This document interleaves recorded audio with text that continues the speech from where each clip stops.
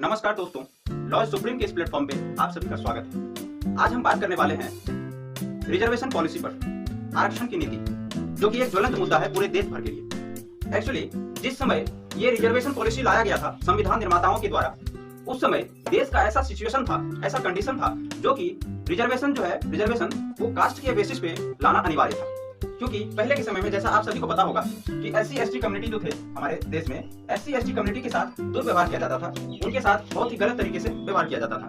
जो upper caste थे उनके द्वारा बैकवर्ड कास्ट के साथ गलत व्यवहार किया जाता था और भी तरह तरह का अत्याचार किया जाता था। मैं इस चीज को मानता हूँ, ठीक है। और इसी वजह से जो संविधान निर्माता थे वो जो है कास्ट के बेसिस पर रिजर्वेशन जो है उस समय लाए। मैं उसको गलत नहीं कह रहा हूँ, वो बिल्कुल सही किए थे उस समय, ठीक है। लेकिन जैसा कि आप सभी को पता है कि बदलना जो है प्रकृति का नियम है, सब कुछ बदलते रहता है और इंसान को समय के साथ बदलना चाहिए।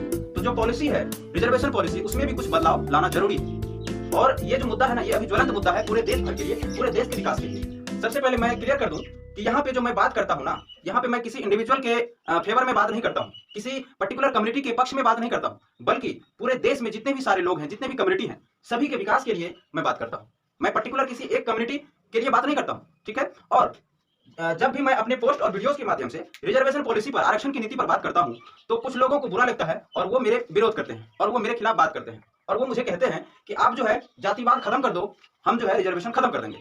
तो सबसे पहले मैं क्लियर कर दूं, जहां तक जातिवाद का बात है, हाँ, जहां तक बात है रिजर्वेशन का, सबसे पहले मैं रिजर्वेशन को क्लियर कर देता हूं। जहां तक बात है रिजर्वेशन पॉलिसी का, तो मैं अपने पोस्ट और वीडियोस के माध्यम से रिजर्वेशन पॉलिसी का विरोध नहीं करता हूं और ना ही मैं आरक्षण विरोधी हूं, ठीक। सबसे पहली बात, मैं बस ये चाहता हूं कि आरक्षण का लाभ उनको मिलना चाहिए जो आरक्षण के लिए एबल, आरक्षण लेने के लिए एबल, जिनको वास्तव में आरक्षण की आवश्यकता है, जिसको जो यहाँ पे है, राइट, और उसको यहाँ पे लेवल में लाने के लिए आरक्षण चाहिए, आरक्षण की जरूरत है, आवश्यकता है। मैं वे चाहता हूं कि ऐसे व्यक्ति को आरक्षण मिलना चाहिए जो पिछड़ा है, बैकवर्ड है और पीछे है, हर परिस्थिति में पीछे है, उसको जो है मिलना चाहिए और वो इस लेवल में आ पाएगा, ठीक।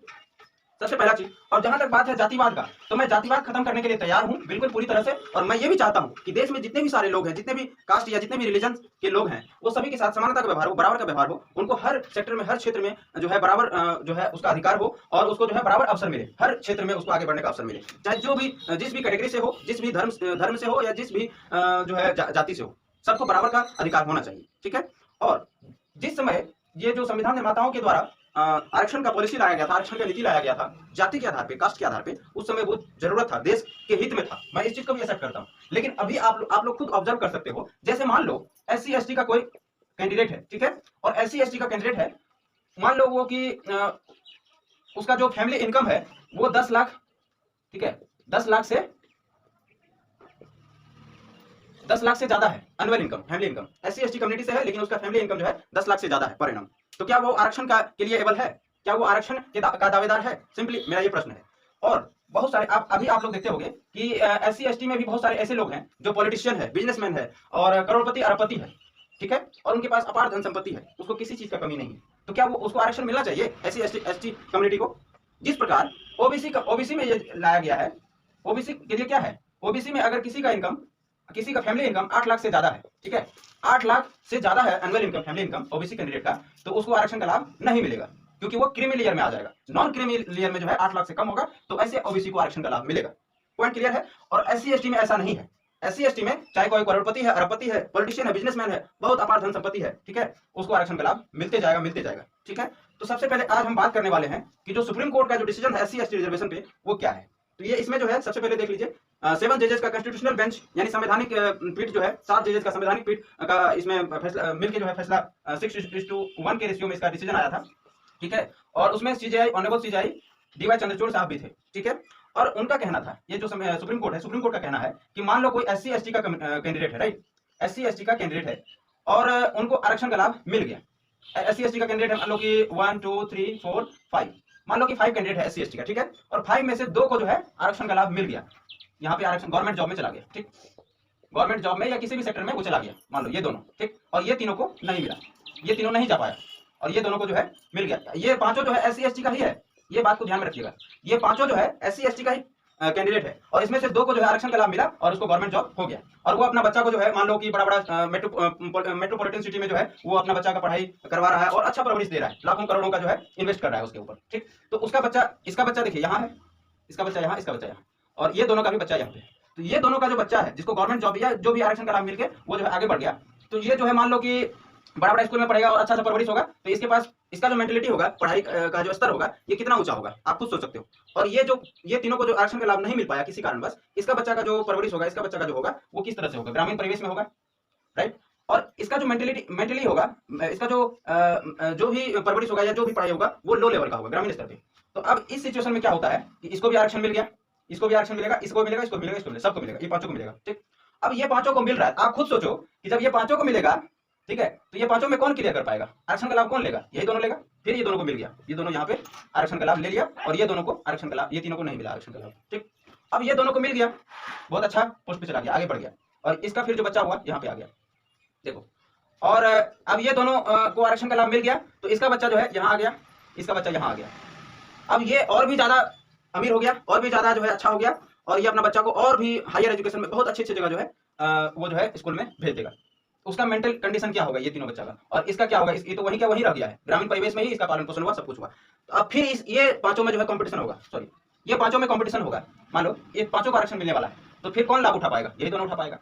सिंपल मेरा कहने का मतलब ये है कि जैसे मान लो एक बार आरक्षण अगर मिल गया, सुप्रीम कोर्ट का कहना है कि अगर किसी व्यक्ति को, किसी एससी या एसटी कम्युनिटी में से किसी व्यक्ति को एक बार आरक्षण का लाभ मिल गया है, मान लो कि ये पांचों कैंडिडेट, राइट, और ये दोनों को आरक्षण का लाभ मिल गया एक बार, ठीक है, तो अब जो इसको नहीं मिला, तो अब जो मिलना चाहिए आरक्षण का लाभ वो किसको मिलना चाहिए, ये तीनों को मिलना चाहिए, ठीक है, ये तीनों का जो बच्चा होगा उसको मिलना चाहिए, और ये दोनों का जो बच्चा होगा उसको आरक्षण का लाभ नहीं मिलना चाहिए।